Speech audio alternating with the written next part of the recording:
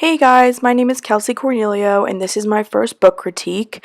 This set of books will include an array of genres, and I will get to those later.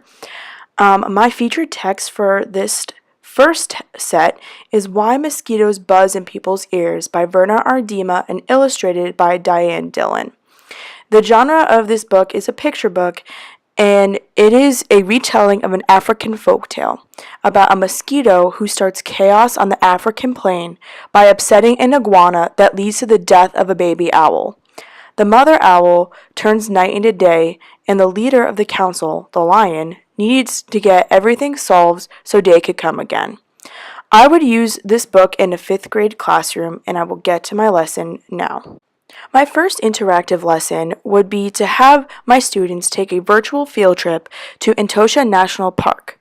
Students will be able to explore the animals that live in Africa, and some are featured in the book and some are not. My students will choose an animal featured in the virtual field trip or one from the book and research it.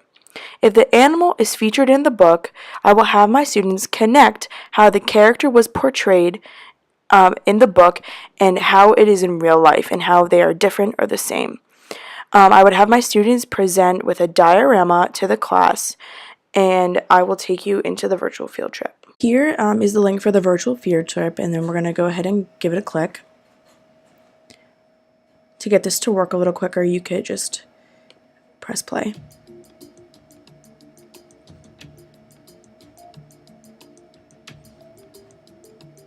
Hi there! Today we'd like you to join us on a safari through Etosha National Park in Namibia, Africa.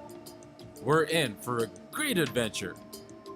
So just where are we anyway? Well, the country of Namibia is in the southern part of Africa. And Etosha National Park is in the northern part of Namibia. It's also one of the best places in Africa for getting up close to the wildlife. Most of the park is made up of the Etosha Salt Pan, which is like a huge salt desert.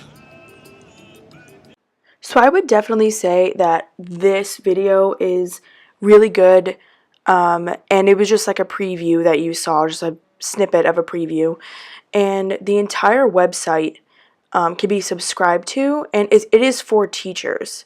So I think you would just pay a flat fee a month, and there are a bunch of different field trips. I saw one into Rome, I saw one for the rainforest, and a bunch of other ones. So there's a lot of different things you could do with this website, and I would definitely think it would be worth subscribing to. So for my second lesson for this book, it would be a social studies lesson on African culture. And I would give students the options below as other folk tales, and I would split my students into groups of 4. And I would ask the question, why is this folk tale important or significant to African culture, and what is the overall lesson? I feel like this would be a good way to cross literature and social studies. So students can be immersed into African culture a little more. I feel like this doesn't really happen until 6th grade, but I figure giving them like a fun little preview of what it is like for them down in Africa would be very interesting to them and just a fun way to engage them in the content. Other award-winning books that I included in this book critique set are Moses, When Harriet Tubman Led Her People to Freedom by Carol Boston Weatherford. It is a Caldecott realistic fiction book for 2nd or 3rd graders.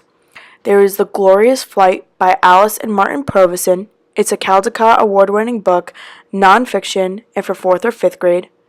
Click Clack Moo, Cows That Type by Doreen Cronin, another Caldecott award-winning book, fiction for 1st or 2nd grade. A Visit to William Blake's Inn by Nancy Willard is a Caldecott and Newbery award-winning book for 1st or 2nd grader or older students if you're doing a unit on poetry. There is Golem by David Wisniewski. It is a Caldecott award-winning book, picture book, for 5th or 6th grade. There's So You Want to Be President by Judith St. George, which is an informational text that's Caldecott Award winning for 2nd or 3rd grade. And my last one that I included is Smoky Night by Eve Bunting. It's a Caldecott Award winning book and is realistic fiction. I said I would put it for 8th graders. Thank you so much, guys, for watching this, and I hope these books come to your use at some point. Thanks.